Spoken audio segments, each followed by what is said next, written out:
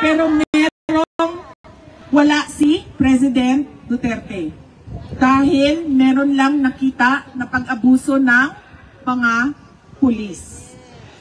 Which was properly decided in Philippine courts. Natapos ang termino ni Pangulong Duterte. Wala na siyang power, wala na siyang authority, wala na lahat. Dahil bago na ang Pangulo. Meron ba kahit isang kaso na na-file sa Davao City o kahit saan man sa Pilipinas? Wala. Pero bukas ba ang ating mga korte na tumanggap? Oo. Libre ba sila na tumanggap without undue influence from former President Duterte na tumanggap ng kaso? Yes. Yes. Dahil bukas ang mga korte. So hindi dapat nakikialam ang ICC. Dahil we have fully functioning judicial courts. From the lowest level up to the Supreme Court. Pangalawa, jurisdiction. Hindi na po tayo membro ng ICC. Umalis tayo being a member of ICC in 2017, I think. Hindi ko lang alam kung tama yung number ko, yung year ko. 2017. Kailan sila nag-imbestiga? Nag-imbestiga sila 2 years after ng withdrawal natin sa ICC. Hindi pwede yon. Bakit? Kasi ibig sabihin, pwede ka na mag-imbestiga for all eternity. Kung wala kang period na hanggang saan ka lang pwede mag-imbestiga. And there was a case, a previous case in the ICC na nagsabi ang ICC na hindi na pwede. Dahil lampas na. Kahit hindi man sila member ng ICC, ang Pilipinas, pero lampas na tayo. Sa panahon na pwede mag-imbestiga. And so dapat ang ginawa ng ICC, hindi nila tinuloy ang investigation, hindi nila tinuloy ang kaso. Pangatlo, kung napapansin nyo, sino lang ba ang kinakasuhan ng ICC? Yung mga African countries. Lahat ng cases doon. Alam niyo ang kasama ni PRD? Mga black na French-speaking. Doon sa loob. All African countries.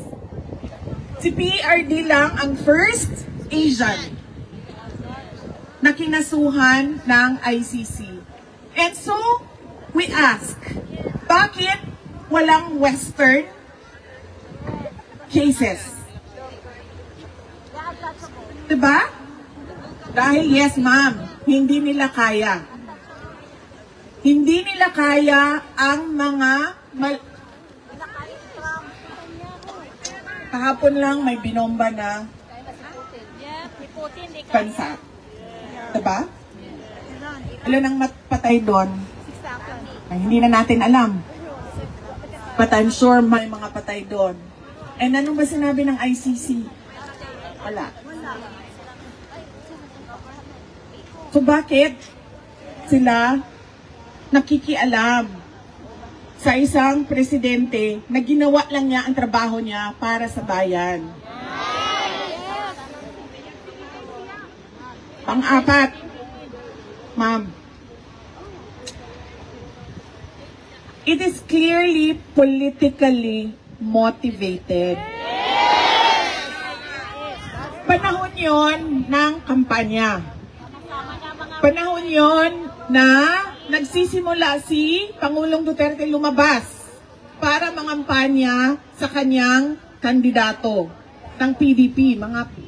Pumunta na siyang Hong Kong para sa kanyang mga senator candidates. Meron ng mga schedule at plano sa pangangampanya. At dahil meron tayong insecure na administration na ang gusto gawin ay magturo ng ibang tao sa kawalan at kamalian nila, ay hinila nila si Pangulong Duterte para hindi siya makakampanya para sa kanyang mga kandidato. At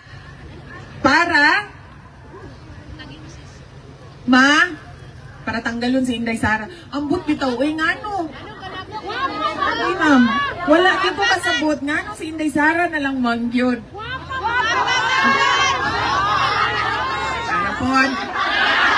Tapos pagkahuman, mangutanan na po mo sa beauty secret. Kuan ma'am, Nature Republic na sunblock. Nature Republic na sunblock. Tapos Anessa na powder sunblock. Double sunblock ni ma'am. Kaya abi man ko na ako pa, atubangon ko ninyo dito, Daily Day. Daghang salamat ha, kamo di ay nag-atubang sa iya. Double sunblock, Nature Republic, Anessa na powder sunblock. And then, sa po gani niya akong blush on, gani? Nature Republic, ako ang eyeshadow. MAC, ang ako ang lipstick. Nakalimot ko sa brand sa ako ang blush on. Ora na siya. Ako ang kilay, ma'am, kay Kuan. Bobbi Brown.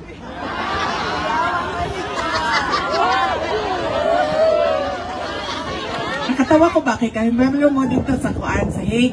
Ana sila, kagwapa man ni mo dayo. Yung sa manan, ginaunsa man ni mo yung ungnaw. Ako, ma'am, make-up mo ko, ma'am. Ito ko sa ilahan. Ako, make-up ko. Mo niya ang ako ang Kuan. Mo niya ang ako ang ginagamit. Nature Republic, Revlon na press powder.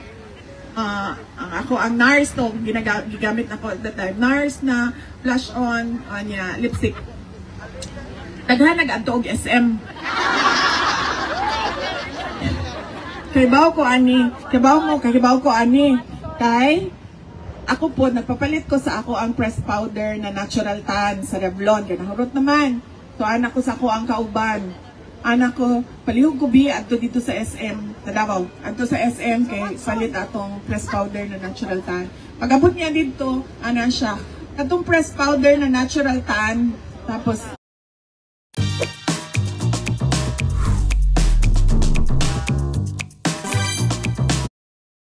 isulti kay para kay Inday Sara. Nanyana siya nga, dili mo ni para sa kuha, para mo ni kay Inday Sara. Ingana ma'am, ingon kong katong Revlon na kuan. Dinungod na ma'am, wala binungan, baka na si Mayen. Kung kauban ako, kanangyo ko sa iya, wala na daw itong natural tan na press powder. So, wala akong kasabot nga no, si Inday Sara na lang mangyod ang hinungdan sa tanan. Ang tawag ana sa iya ma'am, political scapegoating.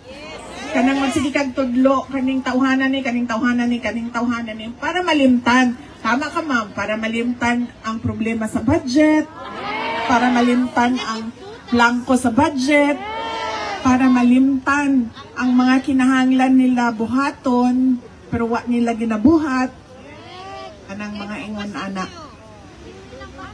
And so, si Kateki ma'am,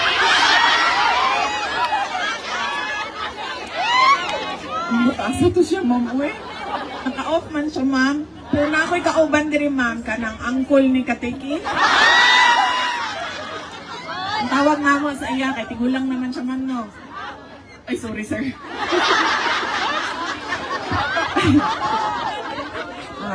Katingko ang tawag naman sa iya, katingko.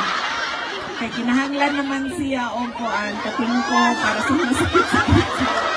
Awas, ma'am.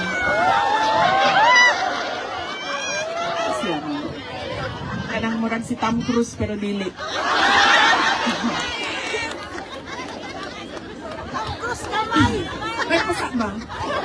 Ito, ma'am. Ay, sisi, ma'am. Ay, wala akong katawa niya. Buta na nila, ma'am, uy. Waman siguro na sila. Wala sila nalipay sa ilang trabaho, ma'am.